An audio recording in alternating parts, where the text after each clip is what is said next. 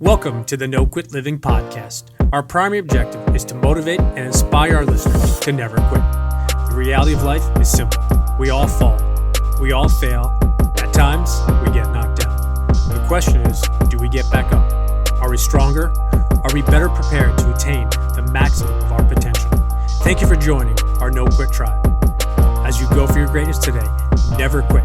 And remember, we rise by lifting others up.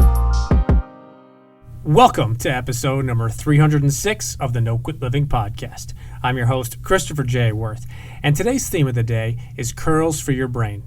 Today's quote of the day comes to us from Robin Sharma.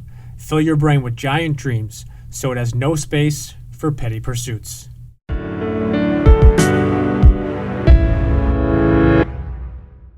If you have yet to grab yourself a copy of our new book, The Positivity Tribe, head on over to Amazon, Barnes & Noble, or wherever else books are sold to join our tribe and help us spread positivity. When I first met Tyler Johnson, I immediately knew that he and I would hit it off. I had the honor of recording on his podcast a couple of weeks ago. It is my privilege to return the favor. I hope you enjoy today's episode. TJ, I'd like to welcome you to the No Quit Living podcast. Chris, thanks for having me. Excited to join the show. I appreciate it. I had the honor of recording on your show, so I'm glad to return the favor. Yeah, it was a great conversation and glad to have another one here. So, first question. Are you ready to positively impact at least one person today? Yes, sir. I think we can at least, let's start with one. It's always a good place. I love it. Start with one, and then two, and then we go from there. The number one objective of our show, as you know, is to motivate and inspire listeners to never give up. And I was curious if you yourself have either a no-quit story of your own or perhaps a personal or professional time where you were challenged and you could have given up or given in, but you didn't. Yeah, I think the one that jumps to mind, I was a college football player. Played at the University of Northern Iowa. Was having a good career. Early in my career, I suffered a spinal fracture in my third lumbar that wasn't sure I was going to come back from. And then two neurosurgeons said that was not going to be an option to play more football. The third one gave me a chance. And so that was a little no quit, but really the story that really was the no quit in that college football is as I became my junior year, me and another teammate were leading tacklers. We were conference champions, national quarterfinalists. Going to my senior year, two of our DBs were now in the NFL that I played with the previous year. We had a freshman starting on one side, another safety from a junior college, new faces. And I was a captain, senior. My body was still kind of beat up. And about a couple games into that season, I went into my head coach and was like, I think I'm done. And it was one of those things. I think physically, I didn't feel like quite myself as an athlete, which wherever you're at, sometimes that might happen. Football kind of beat up my body that didn't tackle a lot of people that were smaller than me. Playing college football, Brandon Jacobs was one of the big NFL guys. I remember that made me felt that one for a few days, but that moment of quit, I think was the first time I was like, am I going to quit? Like I had to question myself, and I went in and talked to my head coach. He's still the head coach there. Traded emails with him yesterday on National Coaching Day. Great guy. Has had me back to talk to the football team. And he kind of was like, just asked me a series of questions. He didn't tell me what to do. And he said, well, go talk to your position coach as well. And I think that's where the rubber really met the road. Was I going to do the easy thing that I wanted to do maybe in the moment and just move to the next phase of my life and leave football? Football was great, but I was excited for kind of the next world to go into. And my defensive back coach, who also coached Rodney Harrison back in college, love him. He said, same thing back to me. I love you, Tyler. Great kid, great player. I want you to do what makes you happy in life. And I think just that care that he had for individuals drew us closer. And then he said, but if you think I'm going to go tell your teammates you're crazy, if you're going to do this, you got to go face that music. And when I thought about that, and, when you talk about sports and commitment and being bigger for other people, and helping these young guys on the defense, I was like, whoa, I wanted to just ride off and you go do that and take the real easy way here and like a coward. And I just couldn't face that music. And that night I sat and chatted with him, and, I was like, I couldn't quit on my teammates. I couldn't quit on finishing the thing that I set out to do. And those next few weeks were probably some of the most that learned about myself and really started to understand this. And it was advice he gave to me in that meeting was, I know you're beat up. You're still a leader. People look at you. They're going to look at how you react. Just be there and start to encourage more. And as I started to make the game more about others, those last few games, it really made my experience kind of feel more complete. And so that was kind of a no quit moment that I'm so proud that I had good people around me to ask the right questions and do the thing that long-term would make me proud. I appreciate you sharing that, and I appreciate your candor on that. And just to share a quick story, it reminds me, a kid I coached AAU from 6th grade through rising seniors in high school was playing Division III college basketball, and he was having a fantastic career from a statistics perspective. He started his entire career. It was now probably about 60% of the way through his senior year, and he called me up. We exchanged a couple text messages, and same thing as he said he was thinking about quitting and he just wasn't having fun. And it was me asking him a couple of questions and me just kind of priming the pump in the sense of, think about this 1 year, 5 years, 10 years down the road. And he and I just had an interesting conversation a couple of days later. And I told him similar things that you received is, don't make a decision right now. It's not like you have to make the decision by 3 p.m. or else, it's going to be made for you. And a couple of days later, he came back and we had a really deep conversation. And I said to him, I'm quite a few years older than you. I said, it's hard for you to look 5-10 years down the road. But I said, if you quit with 40% of your senior year left, I said, there's a significant chance down the road you'll regret. And it's different if you quit freshman year or something like that, or you get injured to the point where maybe you just can't play close to the level you at. But the reason I share that story is it's similar to yours, is having those people in your corner to ask the questions and not make the decision for you, not say, all right, TJ, this is what you have to do, and you have by 4 p.m. today, and then I'm telling the team, or you have to be at practice, or else it's asking those questions. And I know it's a lot of the work that you do. So leading into that, wanted to ask if you wouldn't mind just telling our listeners a little bit about who you are and what you do today. Yeah, so kind of going from the college football arena, was in the business school, learned I didn't want to work for most of the businesses, got into professional sports on the business side with an internship and eventual job with the White Sox. Spent time there, moved out to Colorado in 2010 after some life changes, got a similar job with the Nuggets. Second season in the NBA was their lockout in 2011-12, and I got connected with a company called Positive Coaching Alliance out of California. They were looking to develop and launch a chapter. When they said positive coaching, as a kid, I didn't get a whole lot of that, so it caught my attention, and it was a job where I would work with high school and youth sports people, work from home, travel around the state. So I got into that, but more so that company got me into the education side of really, once I saw some of the work they were doing with coaches and kids, I began to do that work for them. And then a couple years ago, branched off, really wanted to work with one of my passions, football, and also high school and college student athletes, a little bit more specifically with some tailored programming. Created my own company called Educate Rejuvenate, really focusing on developing those leadership and mindset skills that I think are part of the sports process, but don't get the majority of the time, but can be part of the majority of the payoffs on the court and really long term. So that's kind of what I do now. In-person things, obviously, in the climate we're in, has been more of this format that we're engaging in now. But that's what I do, and that's my passion, is helping kids and coaches kind of close those gaps where whatever they might be going through, maybe it's off the field that's impacting on the field, or maybe it's just something on the field that is their pain point that we can work through. But really helping them see the power of their mind and how it can reshape their potential for performance. And for those that are listening to this, you can't see what I see. Right behind TJ, he has an awesome logo with Elevate and the number 8. So we'll share some of your links and things later. But definitely, it's really cool to see that visual perspective behind you as you're talking. One of the questions we ask each guest is, if you had to define yourself, but you could only choose one word, what word did you pick? I think the one that for me that I always come back to is tenacious. You know, it's funny you say that. I just recorded an interview an hour ago, and the woman said tenacious as well. And I think in these 300 plus episodes, I think it's only been used literally 3 times. And the fact that it's the same day, back-to-back interviews is awesome.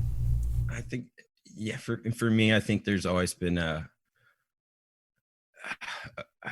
there's a quote about being more tenacious than talented. And I think that's always how I felt, whether it was in sports or whatever goal I had. I felt I'd get in there, you'd see the talent and then check people's tenacity. And I think that's a different skill, but it helps the other one. And I think it's been something for me to lean on throughout my life. And there's a quote that you saying that just reminded me is hard work beats talent when talent doesn't work hard. And I think that's one thing that we see not only in sports but in business and different areas of life is there are those people, there are those companies, there are those ideas and concepts that people just worked so much harder than other people that maybe had more talent, maybe had more funds, maybe had more opportunities. But just when the push came to shove, they just said, you know what, I'm not going to accept anything to my best effort, and this is a goal, a dream, a business, a book, whatever, fill in the blank, and I'm just going to get after it. So I'm glad you touched on that. We often dissect books and the power of reading, and I was curious if there's something that you've read recently, or perhaps you're reading something that you'd like to recommend to our listeners. Ooh, I've done a good amount of reading, catching up in the recent months. I think the book, one of them that stood out for me, and I was lucky to connect with him on my podcast as well, was Trevor Moawad's "It Takes What It Takes."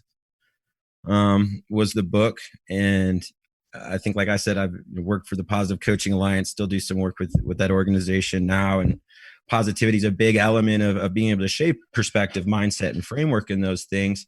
But it gives, I think, a good different perspective on how do you, before you can get to positive, what's that neutral? And you were a basketball coach too. And I'm sure if you've had that situation where a kid came into a huddle during a timeout and, telling him to stay positive wasn't going to be the thing that got him positive. Right. It's often the opposite where you're like, be positive, or like, be the best defensive player you can be. And all of a sudden it's kind of like they go the opposite.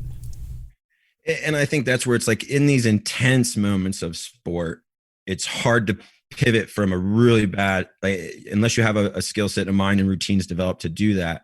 But just in those bad moments as a coach or as a team that just thinks whatever it might feel, sometimes it's just that, I don't know, that in the air, it's just not a right night, whatever. You just can't, I don't know. It's something that you got to have that routine and that foundation, but in that moment, you got to get back to neutral first. And I think that's what the book does a really good job of bringing us back to logic, because our brain, the part where we talk, emotion and logic come from different parts of the brain. And so when we want to take a logical, grit, tenacious approach into the next play or the next game, we have to be able to regulate our emotion that allows us to do so. So I think it does a great job. Russell Wilson is a guy that he works with a lot. You can see he's having success now. They really started to work together leading up to that year where he got the largest contract. And they have a company called Think Big, Go Far that's worth a follow to think that way. But I found it helpful with a lot of athletes I work with too, especially kids they don't walk around all kumbaya. They got to get to neutral first sometimes before we can get to a positive, more self-talk built perspective by their own circumstance, rather than the environment. I like how you frame that, and it's getting back to neutral. And I think we could probably use different words or verbiage with the idea, but it's something that, as I look back now at my sports career, both playing, coaching, but also watching as a fan, one of the coaches that stands out to me is Phil Jackson, and he was able to take some, I'm going to use the word characters that he had the fortune of coaching, and he kind of calmed them down, whether it was books, whether it was meditation, whether it was just thinking about things. He is one of the most successful NBA coaches of all time. And yes, he did have some unbelievably successful and some of the top players, but they were also some of the, I think, most difficult players to coach. You have Scottie Pippen, Michael Jordan, and Dennis Rodman on the same team, and those three hated each other during the Bulls-Pistons rivalry, but some way, shape, or form, he got them to play together. And I think it doesn't deal with what you said with just sports. It's business and life in general, is take that time to slow down. And something that I've been studying a lot recently is meditation, and leads me to my next question for you is do you use meditation, and have you brought meditation in your personal but also as you're working with athletes and teams?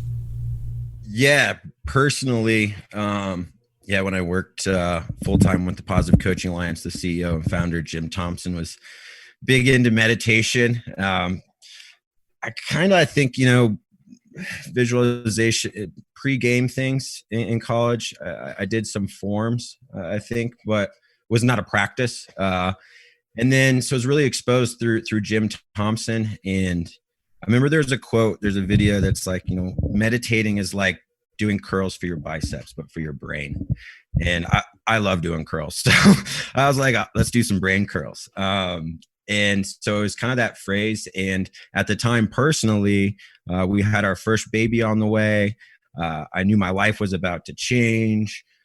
And I was like, let's start to try this tool that might be able to help me regulate my life at home, my personal life, and just start my day. Because when I had dabbled with it, the results were good. And, for people out there is no right or wrong way to start. I think it is the big thing. And I've evolved how I do it. Different ways to do it. Today I did a rare one that was like an active one that while you're driving or walking, not something I do a lot, but it was something different to keep that habit. And then I have brought it into athletes and working with coaches. I think sometimes getting their coaches to understand how to use it, because I won't be there every game day or pregame when some of these times it might be really functional for them to utilize it as a team. For individual athletes, finding a way I can work it into the routine, whether it's, you don't have to have 10 minutes to have an effective mindfulness meditation practice. I think when you think long-term when it comes to meditation, research has shown when you start to practice over 8 minutes, not 8 minutes of perfection meditation, just try it for 8 minutes. And once you go beyond that 8 minutes of trying to refocus your mind and center it around anything, your breath, whatever it might be, a focal point, that's when they start to see beyond 8 minutes this change in gray matter in our brain. And the United States military special ops has been doing studies on this for several years, and these are the guys, the Jocko Willink types that are going out there that have to make these critical decisions in crazy environments that we don't even fathom sometimes when it comes to sight, sound, and understanding and communication. And they have to make those critical decisions. We have to make critical decisions as coaches, as athletes, but they've seen this meditation over time increase the amount of gray matter. And what that does is, fight or flight, it gives you more time in between that space to make the correct decision and not have a reactive, but be able to actually process it faster with less distractions going on in your brain. So I appreciate you touching on that. You expanded on a bunch of really important things. And I had the honor of having the former Navy SEAL Mark Devine on the show. He's unbelievably successful. And ironically, a good 15 to 20 minutes of our conversation focused just on that, the meditation perspective. And not to downplay your decisions, my decisions, people's professional decisions in their career, but when you look at the idea of Navy SEALs and people in the military, literally within seconds, not only their lives, but sometimes their entire combat unit's lives. And again, I don't want to downplay our decisions, but the things that we make a decision on, do I do this social media post, or do I respond to this one, or do I try to get that sale? Not that it's important. I want to be very clear as I preface this, but it's not typically life and death in the sense of, if I make the wrong decision, TJ might die. And if TJ makes the wrong decision, we all might die. But you talk about slowing it down, and you talk about 8 minutes of gray matter, and you talk about, and I love how you prefaced it as curls for your brain. I think that might be the theme for our podcast today. But it wasn't something that I fully understood a couple of years ago, but the way you just described it in the sense of not being perfect, that's the thing I think most people, and I was 100% guilty of it when I started thinking about and then began some type of meditation practice, I had this mindset of perfection where I had to sit down for 5 minutes or 10 minutes or 20 minutes. And if I, for 1 second, thought about something else, that I was a failure. And what I've realized is it's not about being a perfectionist when it comes to meditation, but it's about being consistent. So I'm really glad you touched on that. Follow-up question to that is, now that you've been doing it for yourself and you do it with teams and things, and obviously you shared about when your wife was pregnant with your first child, how you thought about things were changing, is there an app or something that you might recommend, or maybe even a strategy for any of our listeners that have not done meditation but maybe want to begin putting it into some type of their personal or professional life? Yeah. So one of the things I especially show younger student athletes to kind of diffuse some of the connotations they might have about meditation. There's some great videos narrated by Dan Harris. If you go to YouTube, I use some guided ones just free from YouTube. I know some people love the Calm. I've never really tried the Calm in some of the apps. I have this weird belief that I think, monks have never paid for meditation. Why should you? That being said, they do some excellent work, and it gets people, and it works for some people. And maybe I'll try it, and a year later, that's all I'll be doing. I don't know. But the other things I just try to do is find some guided ones that maybe get you into it, that help you refocus, that give you kind of some of what you're trying to do. It's really coaching, I think, in some of those early guided meditations of how to do it. And then I would work to just trying to use maybe Tibetan sounds or, these alpha waves or just some sort of music is what I typically try to use. But there's definitely some days where I wake up, I'm like, I need some guided. I need a little extra mojo, a little extra spirit. I need to hear and repeat some words. They're going to serve me throughout this day. So I vary it up, and it's a practice. There's no perfect way. And today, I never had done one while riding a bike. It's the first time I tried that. So I kind of liked it. I don't know if I'll do it tomorrow morning, but there's no wrong way. But those are the ways I found to get into it. But if you are a very person that's on the go and you've got your phone with you, try those apps, because the number one excuse, I don't have time, I can't slow down, that's just gone, especially when it's on your phone. There's ways to do it. You don't need to go to a temple like people think or something, or light candles, or do these kind of things. You can really serve yourself from wherever your feet are. I love it. And I think that's a fantastic advice of starting small and starting with some guidance and starting along the way. And to your point, I use the Headspace app. I've used Calm. There's a couple other Insight Timer, but I know some amazing videos out there. So I appreciate you touching on that. Hopefully some of our listeners will take you up on that. So we're going to change lanes here real quick into what we call our hot seat questions. And the only request we ask of you is that you spit out the first thing that comes to mind. Oh, all right. Last meal. You can pick absolutely anything. What do you pick? My last meal. Ooh, burger. Favorite smell? Ooh, vanilla. All-time favorite sport? Football. Favorite team? Northern Iowa Panthers. Do you have an all-time favorite movie? Rocky. Favorite author? He gets an edge on volume, but John Gordon. Yes, my man. Yeah. Favorite app that you use on your phone? Favorite app? It's one called Seconds that I use for workouts. It's a great app. I use the boxing or that's an awesome one. What is the background picture on your phone? It's actually a background wallpaper from right now. It's on my phone or when it's locked, it says it's the DMBGB. Doesn't matter. Get better from Brian Kite. Once you open it, it's a photo of my family. I love that.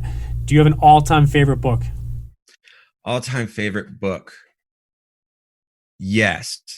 And it's weird. But if you can find it, if you've ever been interested in business and sports, it's one of the books I most talk about. I read it over 20 years ago, found it on discount in my college library. It's called Michael Jordan and the New Global Capitalism.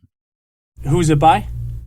I would have to pull it off my shelf. But it parallels Nike, Michael Jordan, and really this global branding that took place. And if you grew up 70s, 80s, 90s, of any time of that, like the parallels are just crazy, man. And then you see how what it did and set up for people like a Tiger, LeBron, Kobe, and how they really just, it's great. Do you have an all-time favorite quote?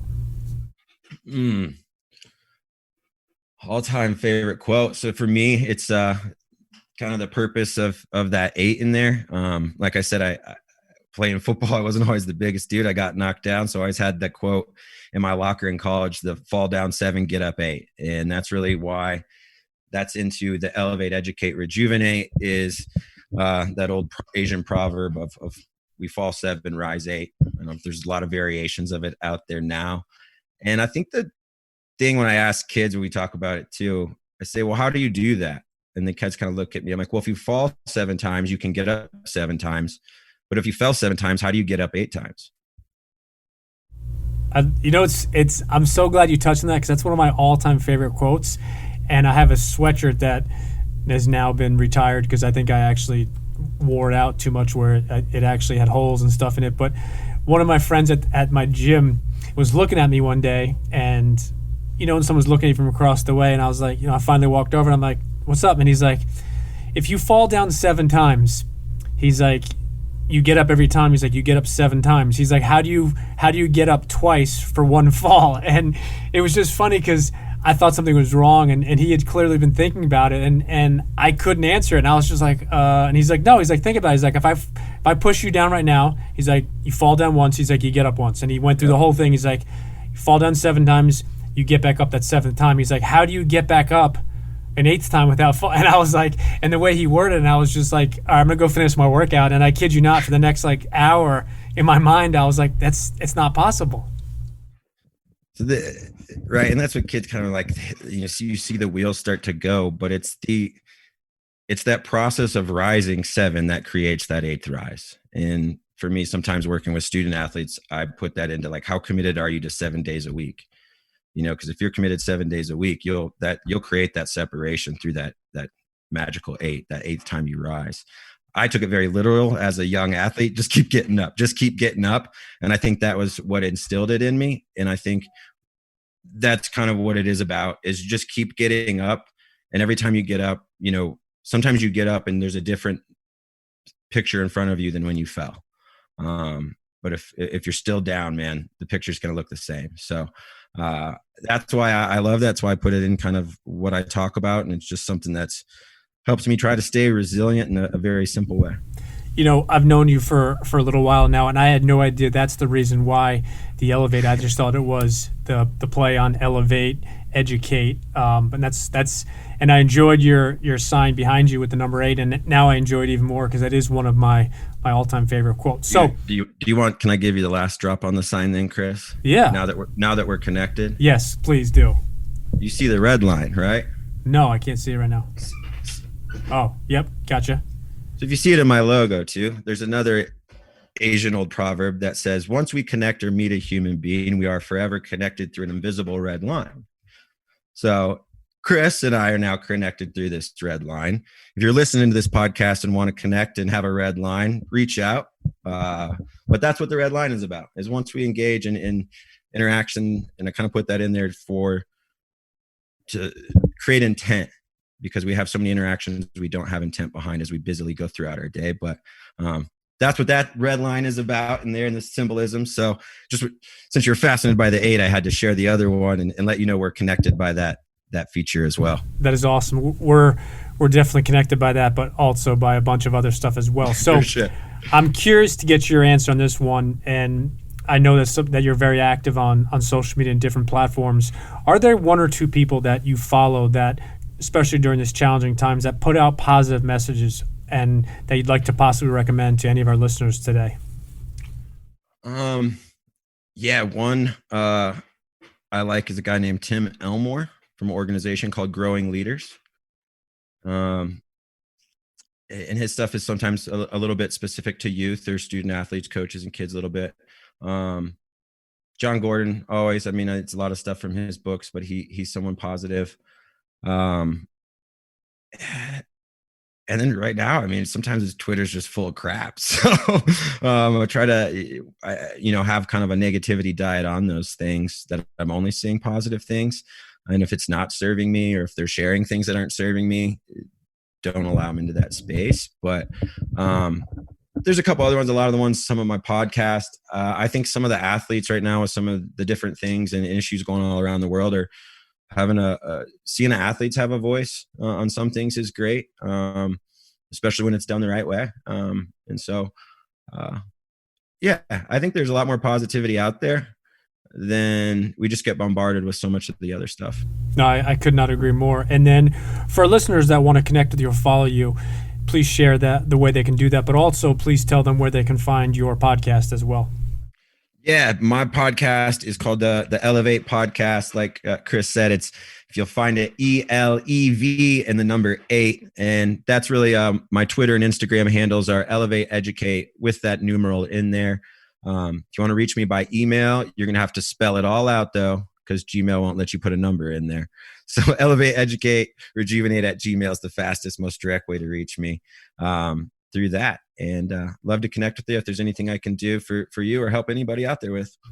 And then last question for you is if you have any parting words you'd like to leave with our listeners today. Parting words, yes. Whenever you're listening to this, if you're in a car or you're working out, or whenever the next time is you interact with some strangers, muster the courage to tell someone something nice, or buy a person randomly behind you a cup of coffee. But if you can pass a kind word or a kind gesture onto someone, a stranger, for no apparent reason, do so. And afterwards, maybe do it again. And the third step, note how you feel. And if it feels good, keep doing it. I absolutely love that. One of the things we often challenge our listeners is to do one thing today for somebody else with zero expectations in return. So I love it. TJ, my man, I am so glad we connected. For our listeners, definitely follow him. Definitely check out his podcast. And I look forward to connecting again with you soon.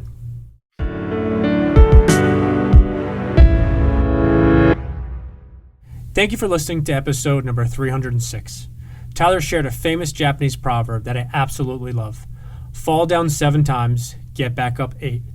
If that quote doesn't resonate with us all during this very challenging 2020, then I don't know what will. Tyler shared a lot with us today about meditation and how it is not about perfection, but instead it's about consistency.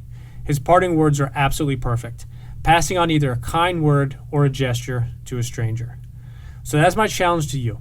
No matter when you listen to this, the next available time, pass on a kind word or gesture to a stranger, and do it just because, with zero expectations in return. And remember, we rise by lifting others up. And lastly, to our listeners, thank you. We truly appreciate your time, and we hope our episodes inspire you to keep on attacking life and never giving up. To quote Dr. Norman Vincent Peale, it's always too early to quit.